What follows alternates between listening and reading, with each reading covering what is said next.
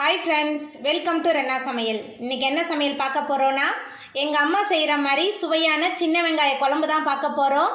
டக்குன்னு செஞ்சிருவாங்க இந்த சின்ன வெங்காய குழம்பை. ரொம்ப சுவையா இருக்கும் இந்த சின்ன வெங்காய குழம்பு. சின்ன வெங்காய குழம்பு செஞ்சுட்டு அதிலேயே முட்டையை அவிச்சு போட்டுருவாங்க. ரொம்ப டேஸ்ட்டாக இருக்கும் அந்த முட்டையோட அந்த சின்ன வெங்காய குழம்பை நம்ம தொட்டு சாப்பிட்றதுக்கு. எளிமையான முறையில் செய்யக்கூடிய அந்த குழம்பை ரொம்ப சுவையாக எங்கள் அம்மா செய்கிற மாதிரி எப்படி செய்கிறதுன்னு வாங்க பார்த்துடலாம். சின்ன வெங்காய குழம்பு பண்ணுறதுக்கு 4 டேபிள் ஸ்பூன் நல்லெண்ணெய் சேர்த்துடலாம். நல்லெண்ணெய் தான் நல்லாயிருக்கும் இந்த குழம்புக்கு.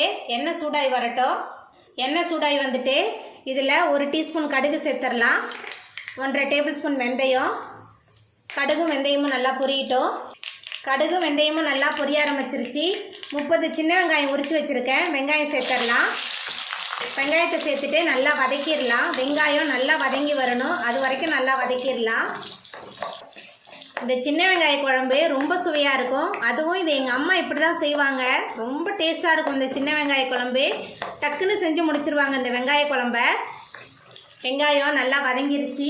இப்போ இதில் கொஞ்சமாக கருவேப்பிலை சேர்த்துடலாம். அதுக்கப்புறமா 2 தக்காளி மிக்சியில் சேர்த்து விழுது அரைச்சி வச்சுருக்கேன். தக்காளி விழுது சேர்த்துடலாம். தக்காளி விழுது சேர்த்துட்டு தக்காளியோட பச்சை வாசனை போகிற அளவுக்கு நல்லா வதக்கிடலாம். தக்காளியோட பச்சை வாசனை போகிற அளவுக்கு நல்லா வதங்கிருச்சு. இப்போ இதில் நம்ம மசாலா தூள்லாம் சேர்த்துடலாம். குழம்பு மிளகாய் தூள் 3 டேபிள் ஸ்பூன் எடுத்திருக்கேன். உங்கள் காரத்துக்கு தகுந்த மாதிரி சேர்த்துக்கோங்க. அதுக்கப்புறமா மஞ்சத்தூள், குழம்புக்கு தேவையான அளவுக்கு உப்பு சேர்த்துடலாம். சேர்த்துட்டு கொஞ்சம் நேரத்துக்கு இந்த எண்ணெயிலே நல்லா வதக்கிடலாம். நம்ம சேர்த்த மசாலா எண்ணெயில் கொஞ்சம் நேரம் நல்லா வதங்கி வந்துருச்சு. இப்போ இதில் புளி தண்ணி சேர்த்துக்கலாம். நெல்லிக்காய் சைஸ் புளியை தண்ணியில் ஊற வச்சு கரைச்சி வச்சுருக்கேன். புளி தண்ணி சேர்த்துடலாம்.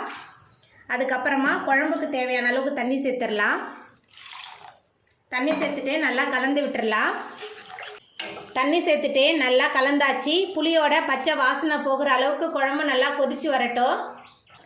குழம்பு நல்லா கொதிச்சு எண்ணெயெல்லாம் பிரிஞ்சு நல்லா மேலே வந்துட்டு பாருங்கள். நம்மளோட வெங்காய குழம்பு எங்கள் அம்மாவோட ஸ்டைலில் ரொம்ப சூப்பராக ரெடி ஆகிட்டு. இப்போ நம்ம அடுப்பை ஆஃப் பண்ணிடலாம்.